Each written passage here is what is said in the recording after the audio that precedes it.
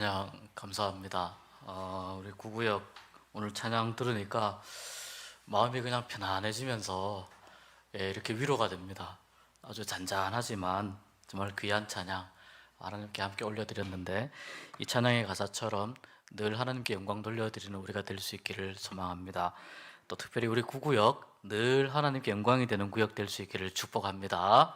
네, 우리 옆에 분 한번 인사하도록 하겠습니다. 기도 응답 받는 시간 되시길 축복합니다.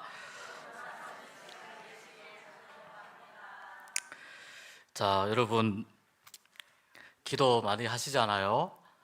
자, 기도를 하시는데 기도에 응답이 되는 경우도 있는 것 같고 기도 응답이 안 되는 경우도 있는 것 같고 그렇습니다.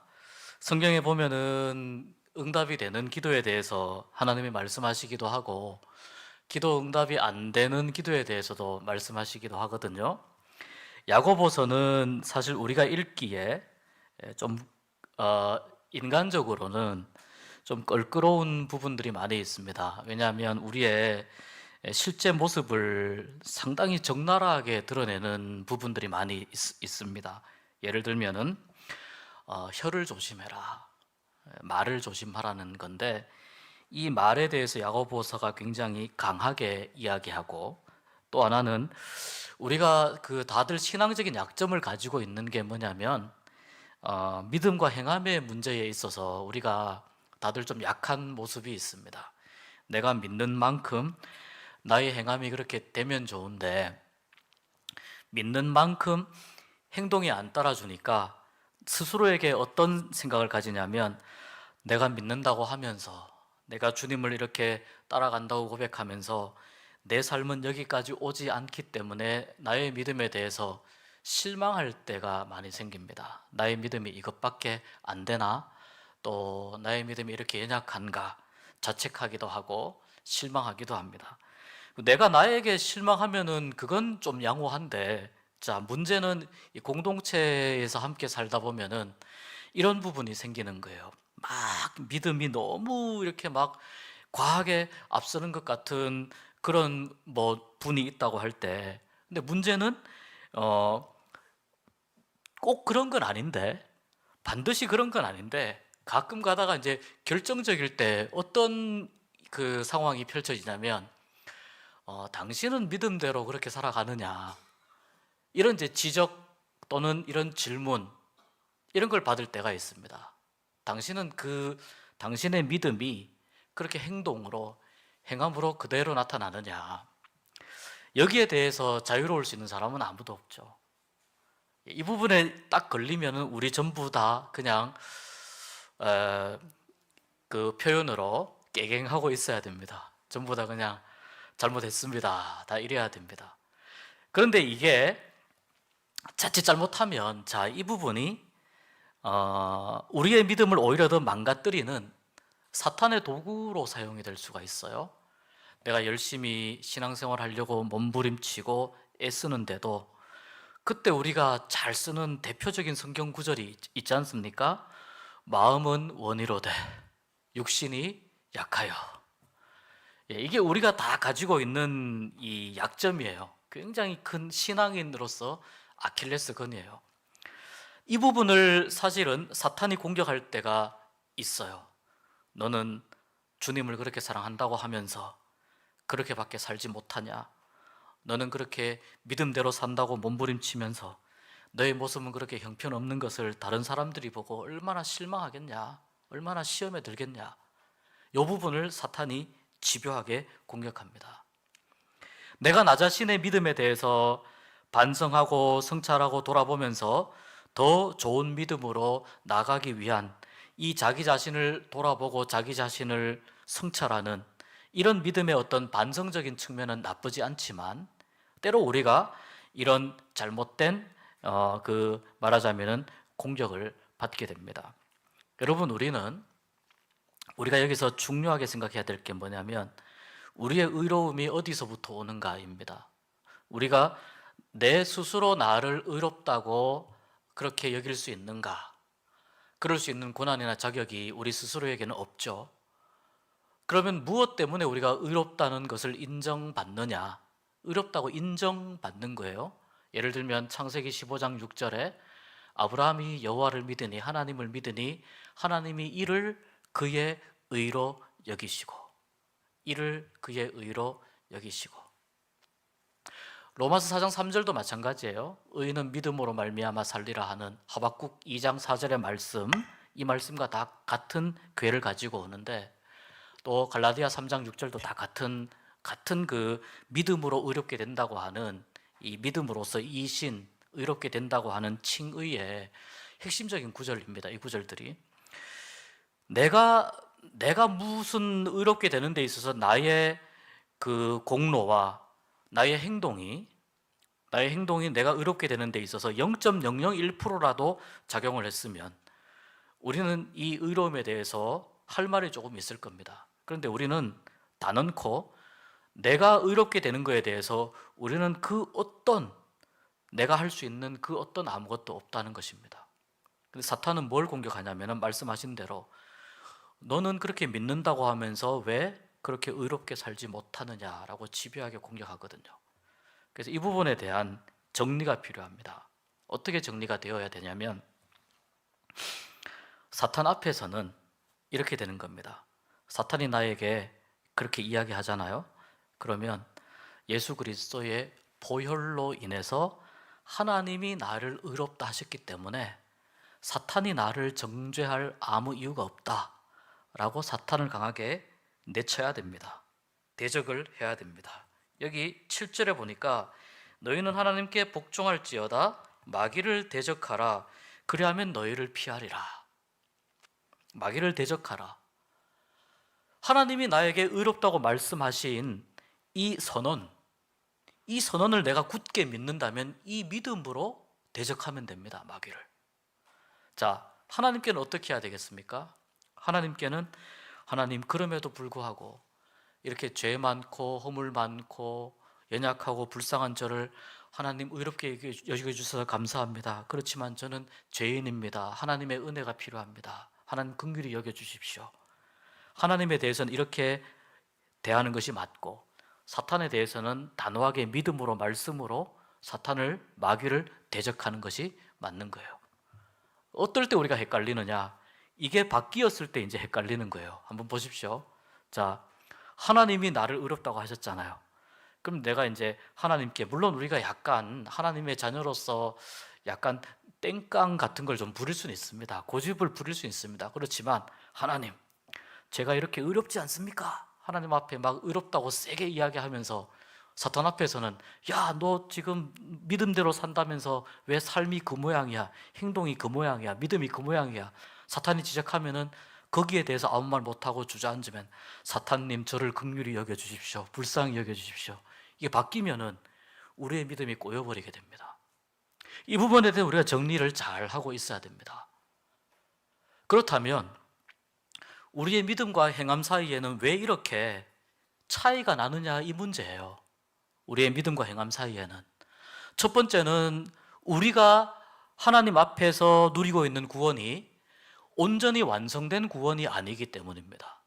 예수 그리스도를 믿는 믿음으로 우리가 구원받았으나 우리의 구원의 완성은 하나님께서 이 세상을 심판하시고 하나님 나라가 온전히 완성되는 그때에 우리의 구원이 완성되게 됩니다. 그래서 우리의 구원이 아직은 완성을 향해서 나아가는 과정이기 때문에 그렇습니다. 그러니까 우리가 불완전한 이 상태, 구원이 불완전하다는 뜻이 아니고 구원이 이루어져 가는 과정을 살고 있기 때문에 그렇습니다. 자, 두 번째는 왜 우리가 이런 부분들을 경험하게 되느냐? 첫 번째는 구원이 불완전하기 때문에, 우리가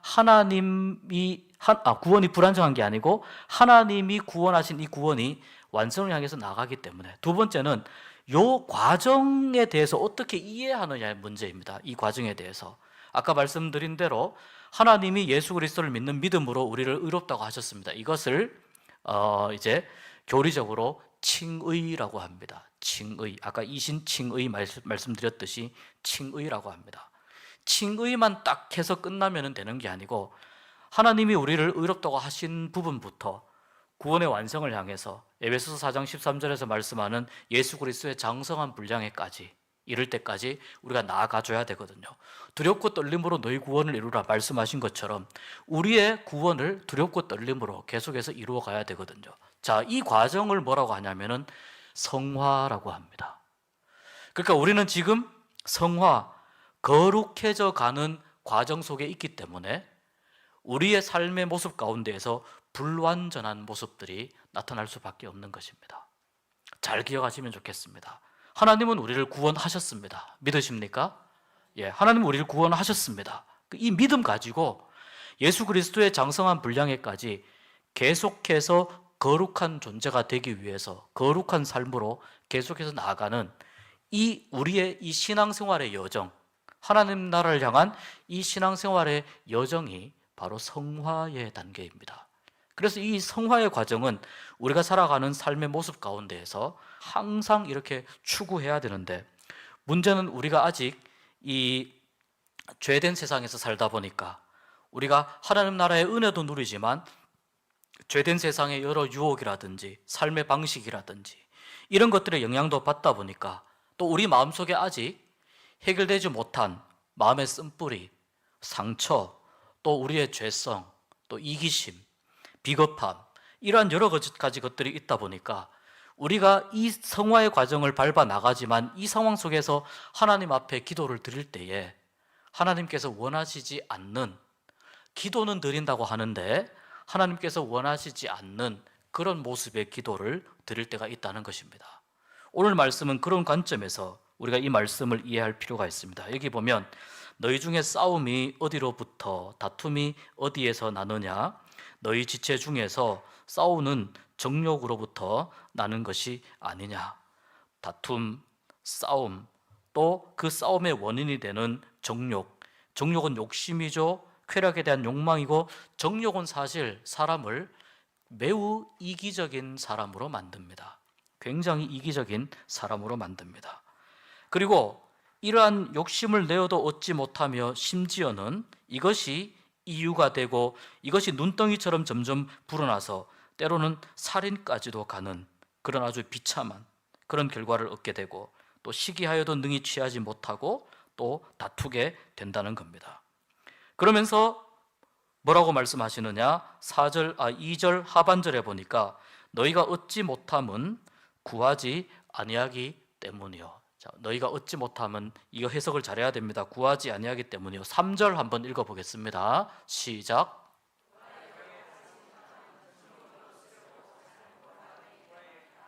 예, 우리가 하나님 앞에 기도하기 위해서 기도한다고 우리가 엎드려 있을 때 이 부분을 매우 주의하고 경계해야 되는 그런 잘못된 기도의 모습으로 나오고 있습니다. 첫 번째, 얻지 못하는 이유는 구하지 않기 때문에. 구하라 찾을 것이요, 두드리라 열릴 것이요. 구하라 찾으라 또 두드리라. 그러면 너희가 얻게 될 것이다. 그런데 구하지 아니하기 때문이요. 우리가 하나님 앞에 구해야 될 것들이 정말 많이 있는데요, 사실 이 부분은 기도의 자리에 나오지 못하기 때문이요, 이렇게 볼 수 있는 거예요. 하나님 앞에 기도해야 될 것들이 너무나도 많이 있는데 하나님 앞에 이 기도의 자리에 나오지 못하기 때문이요. 그런 사람은 그렇다고 쳐도, 그렇지, 기도의 자리에 안 나오니까, 하나님 앞에 구하지 못하니까 당연히 하나님께서 응답하지 않는 건 당연하다고 볼 수 있는데, 그러면 구하는데도 받지 못하는 것은 무슨 이유인가? 정욕으로 쓰려고 잘못 구하기 때문이라. 아까 말씀드린 대로 정욕은 욕망입니다. 내가 무엇을 하고자 하는 욕망이고 본능에 가깝습니다. 그런데 이 정욕은 사람을 매우 이기적으로 만드는 경향이 있습니다. 정욕은 사람을 이타적으로 만들지 않습니다. 다른 사람을 생각하게 하지 않습니다. 다른 사람이야 피해를 보든 말든 나만 안전하면 된다고 생각하게끔 만듭니다. 나만 이익을 보면 된다고 생각하게끔 만듭니다. 텔레비전에서 나왔던 그 연예인의 이야기 중에 정말 제 귀에 쏙 들어왔는데 매우 거슬렸던 이야기가 있습니다. 물론 이제 좀 그 웃기기 위해서 했던 이야기입니다. 그 프로에 상당히 어울리는 말이었는데 이 말이었습니다. 나만 아니면 돼. 이 말이었습니다. 근데 사실은 뭐 그 프로그램 안에서는 사실 이 프로그램이 서로 간에 경쟁도 하고 게임도 하는 그런 프로그램이니까 충분히 이해가 됩니다. 그런데 그 말 자체가 가지는 잘못된 뉘앙스의 영향력은 굉장히 크거든요. 나만 아니면 돼. 어쩌면 우리가 하나님 앞에 기도해도 받지 못하는 것, 그것은 정욕으로 쓰려고 잘못 구하는 것들이 있기 때문이 아닌가라는 것을 우리가 돌아보아야 된다는 것입니다. 근데 종종 우리가 이런 기도를 드리게 됩니다. 또 우리 마음속에서 기도라고 하는 그 표현을 빌어서 사실은 이런 것들을 이렇게 쏟아놓게 됩니다. 근데 여러분, 기독교는 무당 종교하고 다른 거죠. 무당 종교하고 다릅니다. 하나님은 이기적인 분이 아니시고 하나님은 우리가 이기적으로 살기 원하시는 분이 아니십니다. 하나님은 우리가 사람으로서 하나님이 만들어 놓으신 본성을 회복하면서 살기를 원하시고, 하나님은 우리가 하나님 보시기에 가장 아름답고 좋았던 모습으로 회복되어서 살기를 원하시거든요. 그러한 모습 가운데에는 이기적인 모습이 없는 거예요. 그러니까 우리가 이 땅에서 살아가면서 성화의 과정을 끊임없이 거치면서 이 성화의 과정을 우리가 감당하기 위해서 드려야 될 기도의 가장 기본적인 자세 중에 하나가 뭐냐면은 이 이기적인 모습을 내려놓아야 된다는 것입니다. 나만을 위한 기도, 나만 복받기 위한 기도, 나만 어려움을 피하기 위한 기도, 그런 기도가 아니라 하나님께서 정말 기뻐하실 만한 그런 기도, 이러한 기도를 드려야 되는데, 그 내용을 살펴보면 오늘 제목처럼 하나님을 가까이 하는 기도입니다. 하나님을 가까이 하는 기도. 하나님이 우리를 어느 정도 사랑하시냐면은 5절에 보니까 하나님이 우리 속에 거하게 하신 성령이 시기하기까지 사모한다 하신 말씀을 하셨는데, 이것이 헛된 말이 아니다라고, 헛된 말이 아닐 정도로 하나님이 우리를 그렇게 사랑하시는 거예요. 우리 안에 계시는 성령님이 그렇게 시기할 만큼, 질투할 만큼 우리를 사랑하시는 거예요. 우리를 이렇게 사랑하시는데 우리의 본성은 자꾸 하나님을 가까이 하기보다는 자꾸 멀어지는 그런 선택을 하는데 더 익숙해져 있어요.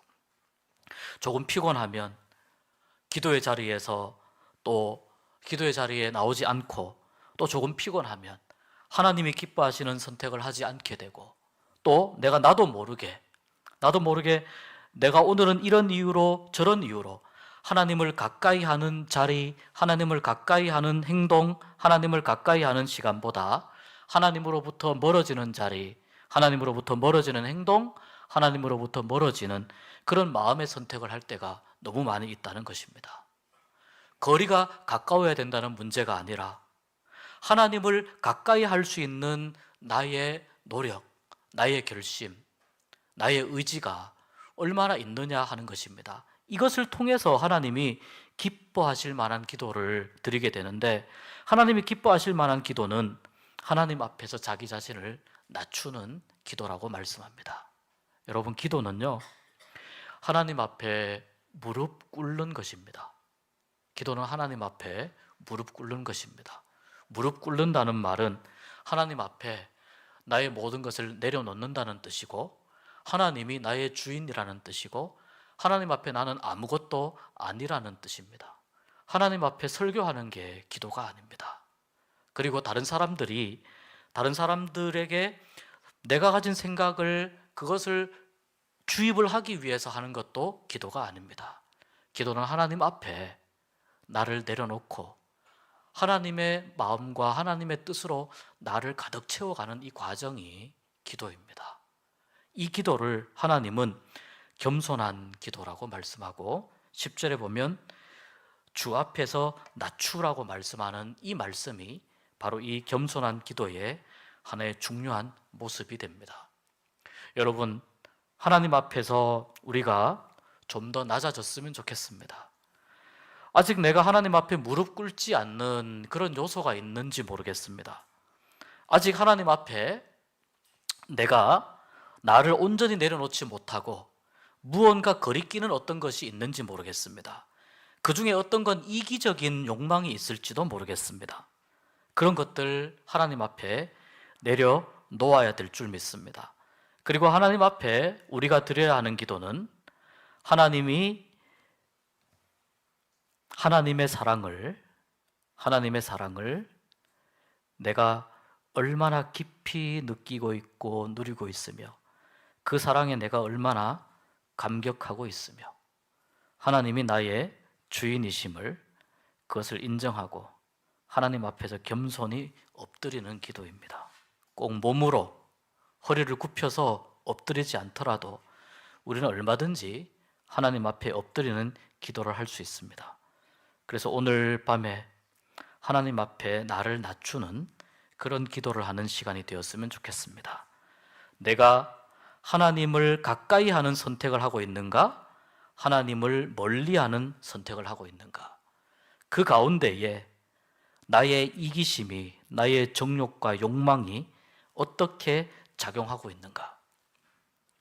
나의 욕심을 기도라는 것으로 하나님 앞에 쏟아냄으로 인해서 진정한 기도를 드리지 못하고 있는가? 개인의 필요에 따라서는 하나님 앞에 기도를 드려야 되지만, 우리에게 필요한 많은 것들을 하나님께 말씀드려야 되지만, 그러나 정욕으로 쓰기 위해서 잘못 구하는 기도를 하고 있지는 않는가 돌아보는 시간이 되었으면 좋겠습니다. 그래서 오늘 기도할 때 이렇게 기도했으면 좋겠습니다. 하나님, 먼저 하나님이 원하시는 기도를 할 수 있도록 저를 겸손하게 하여 주십시오. 나를 내려놓게 하여 주십시오. 고집도 자존심도 꺾게 하여 주시옵소서. 하나님, 이 시간 기도에 집중하게 하여 주시옵소서. 하나님, 이 시간 내가 하나님을 가까이 하는 기도를 드리게 하여